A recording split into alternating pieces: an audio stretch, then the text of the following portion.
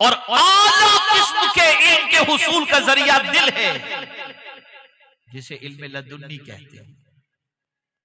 मेरे प्यारे आका सल्लल्लाहु ताला अलैहि वसल्लम के प्यारे दीवानों, रसूल गिरामी वक़ार सल्लल्लाहु ताला अलैहि वसल्लम के क़ल्ब अतहर पर जब कुरान को अल्लाह ने नाजिल करना चाहा तो किसी और जगह पर नहीं, अला क़ल्बिका, मेरे महबूब तुम्हारे दिल पर मैंने कुरान नाजिल फरमाया।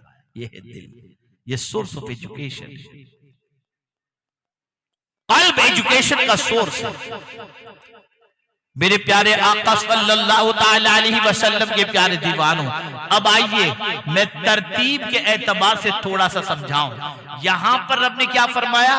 तुम्हारी माओ के पेट से अल्लाह ने तुमको निकाला, तुम कुछ नहीं जानते, और अल्लाह ने तुम्हारा कान, तुम्हारी आंख और तुम्हारा दिल बनाया। पहले जिक्र कान का, फिर आंख का, फिर दिल का, और फिर मेरा मौला तो अलीम खबीर है, जानता है, इसलिए कह दिया कलीलम मा तशकुरून, तुम में बहुत कम है जो शुक्र अदा करते हैं, यानी हक अदा करते हैं।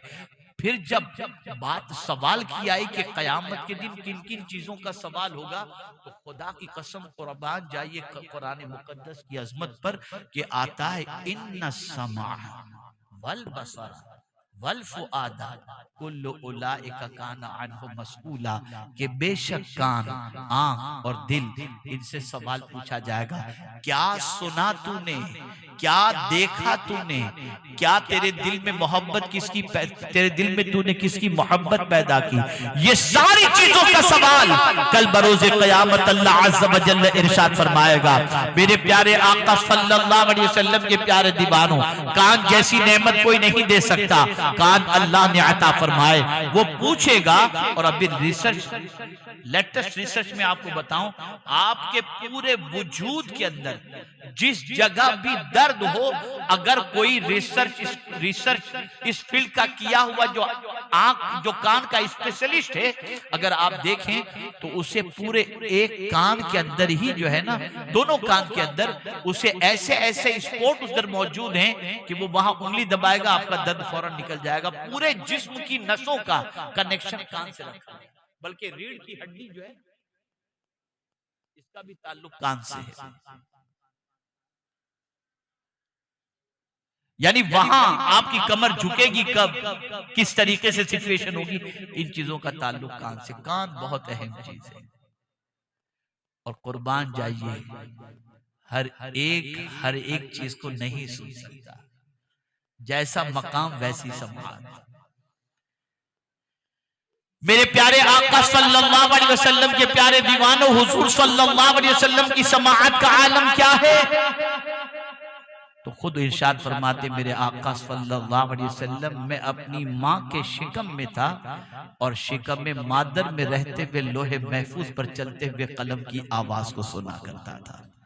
इसीलिए मेरे आला हजरत कहते हैं अल्लाह अकबर, हम यहां से पुकारें वहां वो सुने। मुस्तफ़ा की समाअत पे लाखों सलाम। मेरे प्यारे आका सल्लल्लाहु अलैहि वसल्लम के प्यारे दीवानों, कान की हिफाजत करो। जैसा सुनोगे आदत बनती चली जाएगी, माहौल बनता चला जाएगा, सोच बनती चली जाएगी। गीबत सुनोगे तो बुरा जहन बनेगा, चुगली सुनोगे बुरा जहन बनेगा, गाली सुनोगे बुरा जहन बनेगा, कुरान सुनोगे जहन भी पाक होगा। नाते मुस्तफ़ा सल्लल्लाहु अलैहि वसल्लम सुनोगे, आकाए करीम की मोहब्बत दिल में पैदा होगी। अच्छी बातें सुनोगे, दिल के अंदर जज्बा पैदा होगा। तो आज से ये अहद करके उठो यहां से कि इंशाअल्लाहुल अज़ीम कान का मिसयूज नहीं करेंगे, कान के जरिए गलत बातों को नहीं सुनेंगे, कान से अच्छी चीजों को सुनने की कोशिश करेंगे। अल्लाह अकबर। मेरे प्यारे आका सल्लल्लाहु ताला अलैहि वसल्लम के प्यारे दीवानों, अगर कोई नियत कर ले, आप जानते हैं शबे मेराज जो अल्लाह ने तोहफे अता फरमाए, उन तोहफों में एक तोहफा ये भी है कि आकाए करीम सल्लल्लाहु अलैहि वसल्लम फरमाते हैं कि मेरे रब ने इस रात एक तोहफा ये भी अता फरमाया कि कोई नेकी का इरादा करे ना और नेकी का मौका न मिले तो इरादे पर भी अल्लाह उसे नेकी का सवाब अता फरमा देगा। नेकी का सवाब अता फरमा देगा। ये भी इस रात के तोहफों में से एक तोहफा है। तो मेरे प्यारे आका सल्लल्लाहु अलैहि वसल्लम के प्यारे दीवानों, अच्छी चीज का इरादा करें। इस नीयत से इरादा ना करें कि नहीं करना है, इरादा करने की ही नीयत से करें कि आज से इंशाअल्लाह अच्छी बात सुनेंगे, अल्लाह के रसूल सल्लल्लाहु अलैहि वसल्लम के फरामीन को सुनेंगे, कुरान मुकद्दस की तफसीर को सुनेंगे, कंजुल ईमान को सुनेंगे, अल्लाह अज़्ज़ा व जल्ल के इरशादात को सुनेंगे, रसूल आज़म सल्लल्लाहु अलैहि वसल्लम की नातों को सुनेंगे। और इसी तरीके से अपनी निगाहों के बारे में आज़्म करें कि कोई नाजायज और हराम चीज नहीं देखेंगे, बल्कि निगाहों का इस्तेमाल सही करेंगे। और इसी तरीके से अपने कल्ब के बारे में अज़्म मुसम्मम कर लें कि दिल में मोहब्बत होगी तो मुस्तफ़ा जान रहमत सल्लल्लाहु अलैहि वसल्लम की दिल धड़केगा तो याद रसूल सल्लल्लाहु अलैहि वसल्लम में धड़केगा।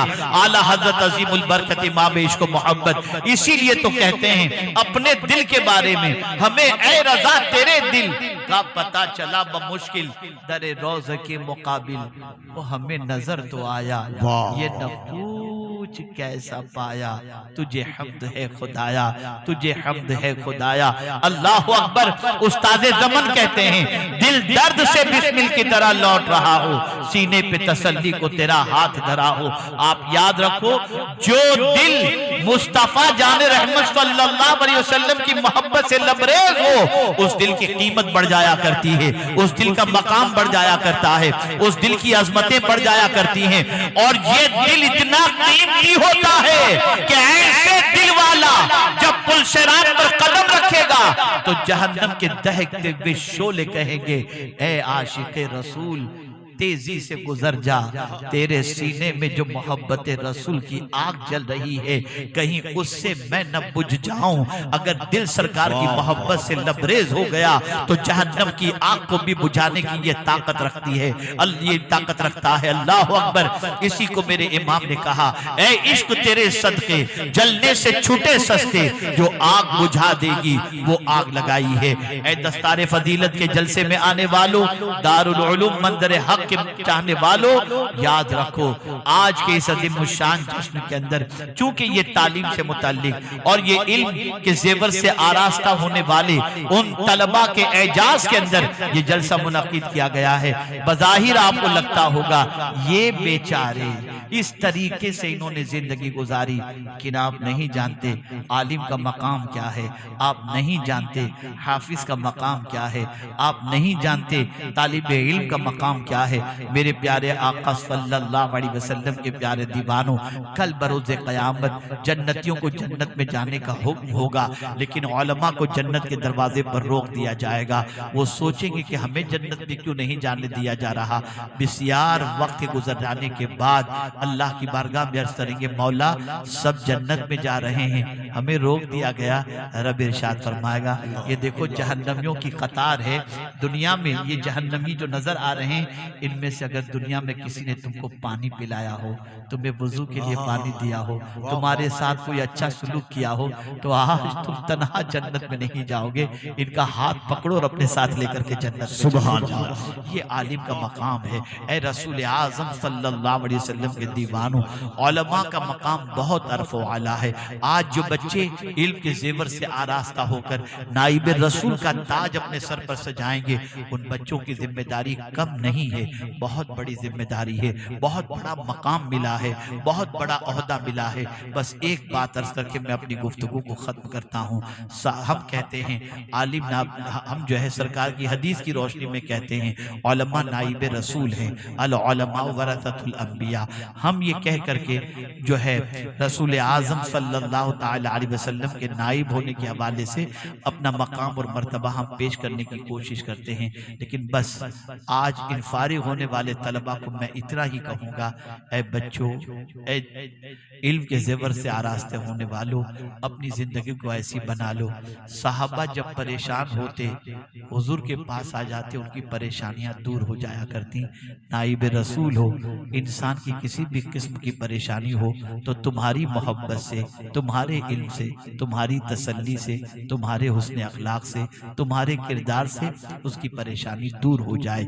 इल्मी परेशानी हो वो दूर हो, अमली परेशानी हो वो दूर हो, अखलाकी परेशानी हो वो दूर हो, और कोई परेशानी हो तो वो दूर हो। इसी को मेरे इमाम ने कहा और क्या ही खूब कहा, उनके निसार कोई कैसे ही रंज में हो, जब याद आ गए हैं सब गम भुला दिए हैं। मैं बहुत बहुत मुबारकबाद पेश करता हूँ फारिग होने वाले इन फजला को, उलमा को, और इसी के साथ साथ इनके असातिज़ा को, और इसी के साथ साथ इदारे के जिम्मेदारों को, साहिब सज्जादा को, और जुमला उलमा को, उन बच्चों के वालिदैन को कि उन्होंने अपनी आखिरत का सामान तैयार कर लिया।